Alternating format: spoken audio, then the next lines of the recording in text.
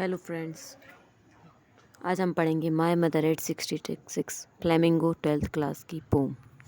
First pome, इसके writer हैं कमला दास।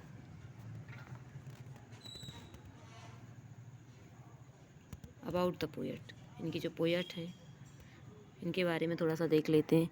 इनका जन्म हुआ था 31 मार्च 1934 और इनकी डेथ हुई थी 2019 में। She was Indian English poet and leading Malayalam author. Pen name इनका था जो माधवी कुट्टी।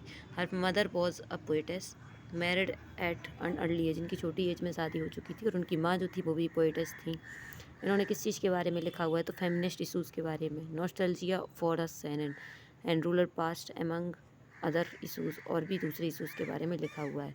इनके लिए साहित्य अकेडमी अवार्ड मिला था कब? 1985 में।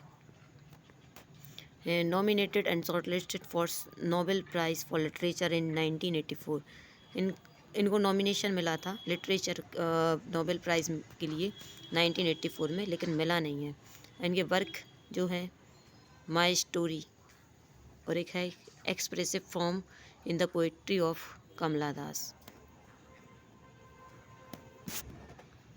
अब इसमें वो क्या कह रही हैं तो ये पोम जो है, driving from my mother parents home to Cochin last Friday morning, I saw my mother beside me. Toes open-mouthed, her face as unlike that of a corpse and realized with pain.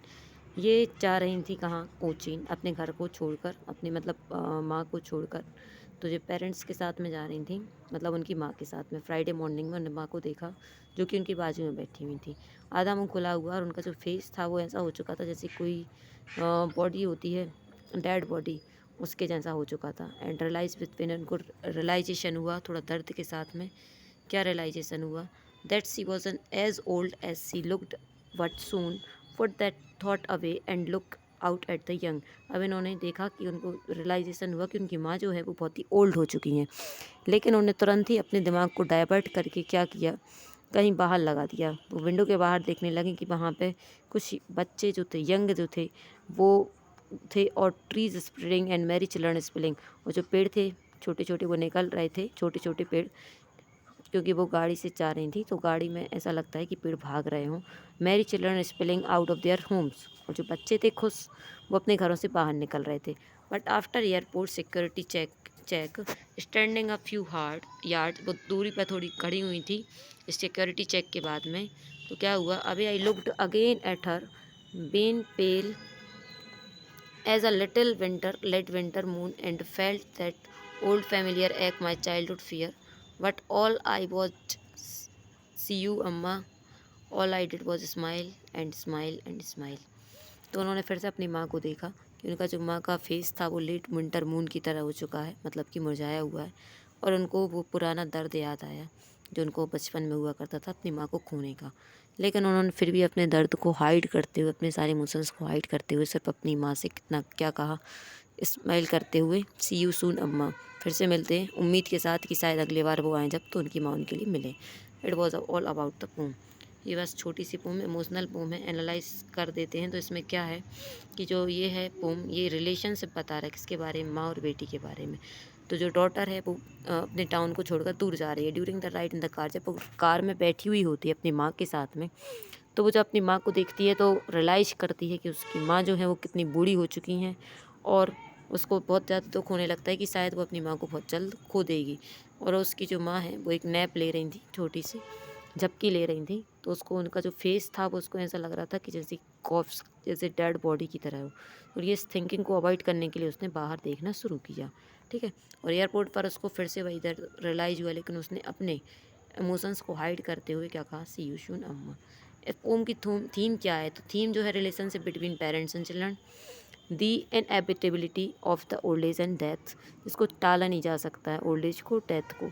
The changes role reversal that occurs with the passage of the time, जो समय के साथ क्या change होते रहते हैं हमारे अंदर वो। The fears of losing a dear ones especially a parent, मतलब सबसे ज़्यादा यूनिवर्सल फियर क्या होता है दुनिया में कि अपने पेरेंट को, अपने डियर वंस को खोना। The eternal cycle of life, death, youth and old age. ये बेसिकली इसमें सब कुछ बताया गया है। अब इसमें पोएटिक डिवाइस कौन कौन सी यूज करी गई हैं तो सबसे पहले तो सिमिली है, क्योंकि इसमें लाइक लिखा हुआ है, face as an like a तो यहाँ पर सिमिली फिगर ऑफ स्पीच का यूज किया गया है। As a late winter moon, यहाँ पे भी सिमिली है। तो यहाँ पे मेटाफर का यूज किया गया, जो चिल्ड्रन है बाहर निकल रहे हैं उसको एनर्जी के साथ में मतलब यूथ के लिए रिप्रेजेंट किया गया है। और हर फेस एसन, यहाँ पे भी लाइक एस मतलब ये मेटाफर का यूज किया गया है। पर्सोनिफिकेशन, जो पेड़ हैं उनको भागते हुए दिखाया जा रहा है, जबकि इक्वालिटी ह्यूमन की होती है, तो यहाँ पे पर्सोनिफाइड किया गया है। और देख लेते हैं, रिपीटेशन है, smile smile and smile 3 bar repeat हुआ है, तो यहाँ पे रिपीटेशन होगा। कॉन्ट्रास्ट है, कॉन्ट्रास्ट क्यों है? क्योंकि एक तरफ उनकी माँ जो है वो ओल्ड है और दूसरी तरफ पेड़ हैं जो कि यंग हैं, दोनों को रिप्रेजेंट किया गया है, इसलिए कॉन्ट्रास्ट हो जाएगा। ठीक है, दोनों ऑपोजिट आइडिया को एक साथ लिया गया। इमेजरी, जब वो ट्री स्प्रिंटिंग हो रहा है तो वो एक इमेजरी क्रिएट हो रही है। And the pale of winter moon, ये भी इमेजरी के रूप में यूज किया गया है। ठीक है, it was all about the pome. Thank you so much.